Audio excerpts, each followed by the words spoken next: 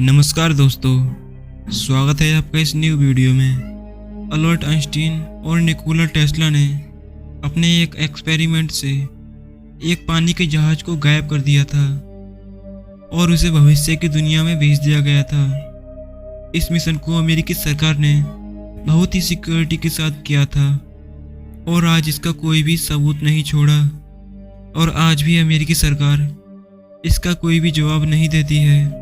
सरकार हमेशा एक्सपेरिमेंट को छुपाकर करती है और वह एक्सपेरिमेंट कभी अच्छे या कभी बुरे साबित होते हैं। सेकेंड वर्ल्ड वॉर के दौरान अमेरिका ने द फिलाडेल्फिया नाम के एक्सपेरिमेंट को किया था।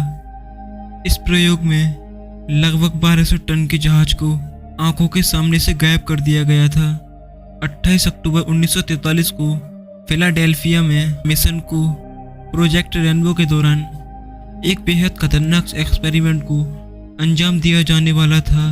एक व्यक्ति यानी एल्बिलिक ने एक खुलासा किया था। एल्बिलिक के मुताबिक अमेरिकी सरकार नेवी के जहाज को इलेक्ट्रोमैग्नेटिक की सहायता से अदृश्य करने के प्रयोग में लगा हुआ था। एल्बिलिक ने यह भी बताया था इसे और कोई नहीं बल्कि अल्बर्ट आइंस्टीन और निकोला टेस्ला ही इस मिशन को अंजाम दे रहे थे। एक छोटे से जहाज पर इलेक्ट्रोमैग्नेटिक टेस्ला कॉइल को जहाज पर चारों तरफ लगाया गया था और इस एक्सपेरिमेंट को शुरू किया गया तो जहाज गायब हो गया, पर टेस्ला ने इसे कुछ रीजन के कारण करने से इनकार कर दिया और चेतावनी भी दी।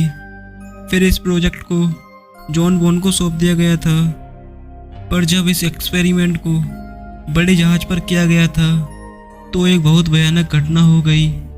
जब इलेक्ट्रोमैग्नेटिक कॉइल को ऑन किया गया तो जहाज के चारों तरफ हरे रंग की धुंध छा गई और जहाज आंखों के सामने से कुछ समय के लिए अदृश्य हो गया। लेकिन जब जहाज वापस आया था तो सभी के होश उड़ गए थे। जहाज की बॉडी जली हुई दिख रही थी और इसमें सैनिकों की हालत बहुत बुरी हो गई थी। कुछ सैनिक तो जले हुए भी दिख रहे थे और कुछ सैनिक जहाज के साथ ही मेल्ट भी हो गए, यानी जहाज के साथ ही मिल गए थे, और जो सैनिक बचे थे वो पागल हो गए थे। इसके बाद इस एक्सपेरिमेंट को बंद कर दिया गया था और जो बचे हुए सैनिक थे उन सैनिकों की यादों को गायब कर दिया गया था।